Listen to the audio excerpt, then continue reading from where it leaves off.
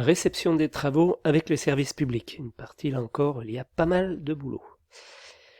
Donc, lors de la réception des travaux, certains services publics et concessionnaires de réseau doivent intervenir afin de donner leur accord sur l'exécution de prestations les concernant. Chacun des services extérieurs doit être consulté pour la réception des travaux et les installations concernées. Pour gérer efficacement cette phase, il faut avoir connaissance des accords conclus entre le maître d'ouvrage et les différents opérateurs et services extérieurs, des contraintes techniques et des délais de chaque intervenant extérieur, du partage des prestations effectuées sous la responsabilité de l'intervenant extérieur et de celles revenant au maître d'ouvrage, c'est-à-dire aux entreprises du chantier proprement dites. Voilà.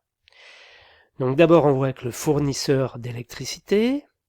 La réception va porter sur le poste de transformation, par exemple, la mise sous tension, dont la date prévisionnelle est primordiale pour des essais de préchauffage et la réception des bâtiments, les coffrets de branchement en façade. La mise sous tension doit se faire après le contrôle par le consuel pour les logements ou bâtiments neufs. Les travaux d'électricité intérieure doivent être terminés pour en vérifier la conformité aux normes. Les colonnes montantes dans les bâtiments collectifs, réparties en lots attribués à des abonnés différents, un contrôle doit être fait par le fournisseur d'électricité avant la mise sous tension.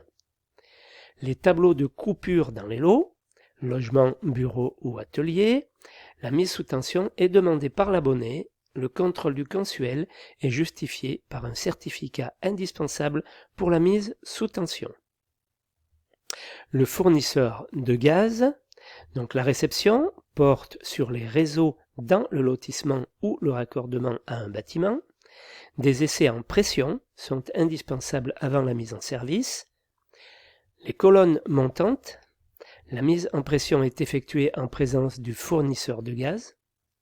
Les installations intérieures, pour le chauffage, les dispositions de ventilation sont contrôlées par le fournisseur de gaz.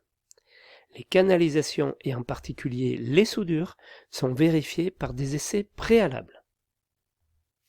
Le service des eaux, la réception porte sur les réseaux d'alimentation jusqu'au bâtiment ou au villa d'un lotissement.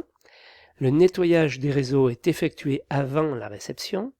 Une analyse de l'eau peut être demandée. Le réseau intérieur au bâtiment réalisé par le maître d'ouvrage.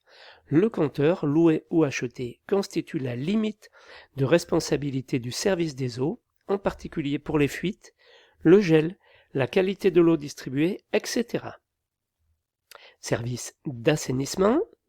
Le réseau d'assainissement secondaire peut faire l'objet d'essais avec mise en charge, passage d'une caméra ou autre procédé. Le réseau intérieur, toujours réalisé par le maître d'ouvrage et vérifié par le maître d'œuvre du chantier. Service de télévision, avant la mise en service de l'antenne individuelle ou collective ou de la redistribution par câble, des essais de mesure de réception des émissions sont indispensables.